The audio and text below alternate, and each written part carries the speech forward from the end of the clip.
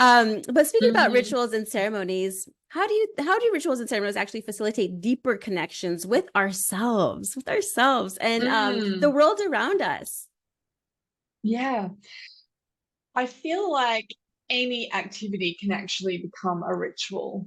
And all you need to do, let's take a morning cup of coffee Yeah. or tea. I'm not a coffee drinker. I love my tea. And again, this is another evolution for me as well in terms of my own journey. Um, we can just go about and make our tea and drink it on the run. We might sit down and sort of drink it, whatever. Or we can turn it into a ritual where we actually, and it's not really taking more time, but it is bringing presence to what you're doing. And that presence connects you more to yourself. And that presence, you just take that extra moment to, okay, what tea do I want to drink? What coffee do I like? What do I actually want? What's going to nurture and nourish me right now? What cup do I want to put it in? What mug? Because that will light us up in a different way. Taking that time to connect as it's brewing. And then when it is brewed, to sit in a nice space that actually feels juicy and connected to you. Whether like you get in like a cozy little lounge or you're out in the sun, putting your feet on the ground, like whatever it is, and just being present, connecting again with what it is. Take a moment. What would you love? And allowing that wisdom to bubble up and through. And that whole process we could really do with any activity. And that's how we're deepening that connection with ourselves, deepening the connection with our own intuition, and then by default, like our sense of sovereignty and agency and empowerment. Like I said, we could create a ritual out of any activity. I love my tea now, and I have all sorts of different teas. So I'll choose a different tea for, what it is that if I'm going to sit at my desk and work, or if I'm going to sit and write, or if I'm going to, if I'm just relaxing and reading a book, like, I'll choose different teas for different things. I love the shower is another amazing place. I think the showers are portals. So you literally do just like walk into them. And whether it's the intention and the presence that you're bringing to that shower could be to release and let go. It could be to invigorate. It could be to support any emotion, like energy running through your body.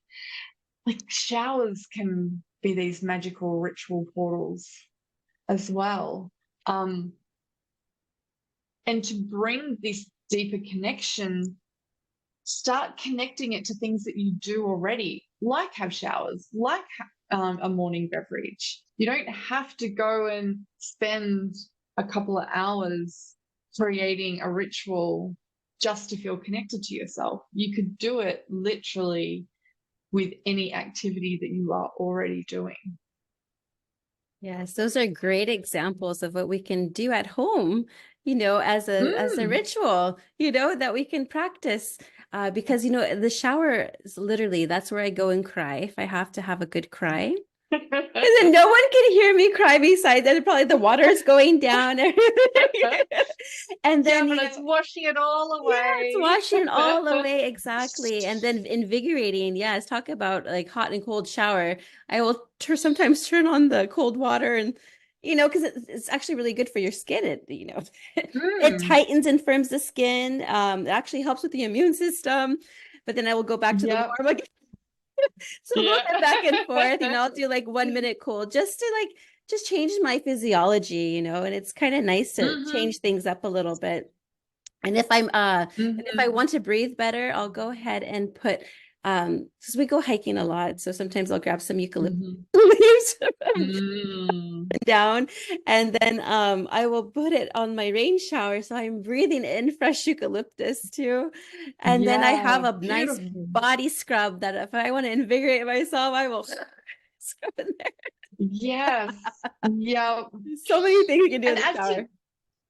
Absolutely. And as you're doing all of those things, it can be like, I'm scrubbing away this. So I'm like, shedding skin of like who I was and letting my new skin come through and shine into who I want to be. And, whilst we're doing all these like physical things, we can bring in that energetic aspect to support that embodiment of stepping into the person that we want to become, or letting go of what's not serving us anymore, or processing any emotions that are stuck in our body.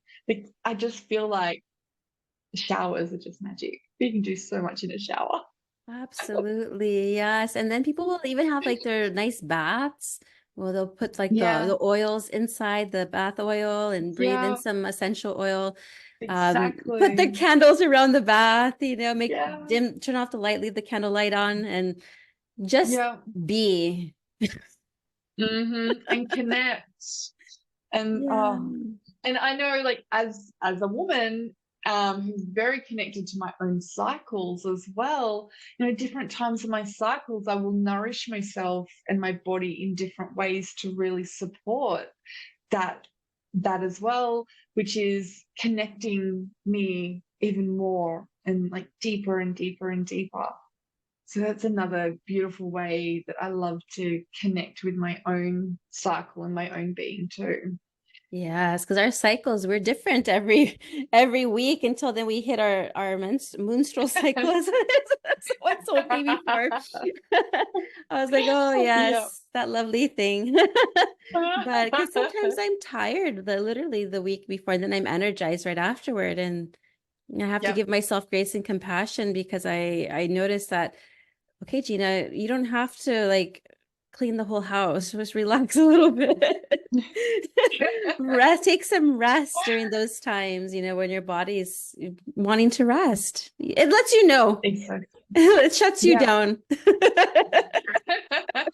it's actually at those times too that we do become more intuitively receptive as well. It's like the veils between the worlds become a little bit Mm, thinner. So when your body's inviting you to slow down, it's inviting you to open and receive.